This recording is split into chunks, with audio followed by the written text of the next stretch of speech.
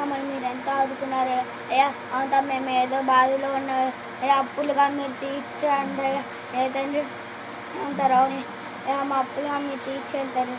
అయ్యా అంతా మీరు తీర్చు అయ్యా. మేము అడిగినవన్నీ మీరు ఇస్తున్నారు అయ్యా. మేము మీకు ఏమి ఇచ్చినా రుణం తీర్చుకోలేము అయ్యా. ఏ తండ్రి అంటారు ఈ చిన్న ప్రాథమిక ఆటలు తెచ్చుకున్నది నేను వేసుకున్నాను తండ్రి. ఆమె పాట పాడదాం. ఎంత మంచి దేవుడవయ్యా, ఎంత మంచి దేవుడవేసయ్యా, చింతలన్నీ తీరేనయ్యా నిన్ను చేరగా. ఎంత మంచి దేవుడవేసయ్యా, నా చింతలన్నీ తీరేనయ్యా నిన్ను చేరగా.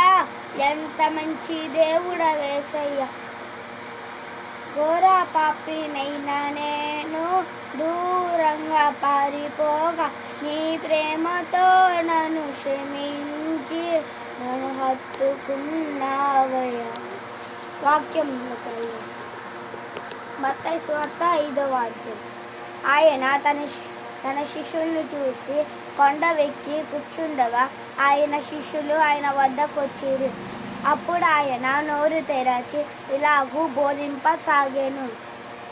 నీతి కొరకు ఆకలి తప్పువారు ధన్యులు, ఆత్మ విషయమై దీనులైన వారు ధన్యులు, వారు పరలోక రాజ్యము వారిదే.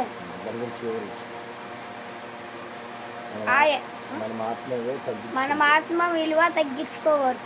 మనం కొంచెం సమయం దొరికిన ప్రార్థనలో ఉండాలి.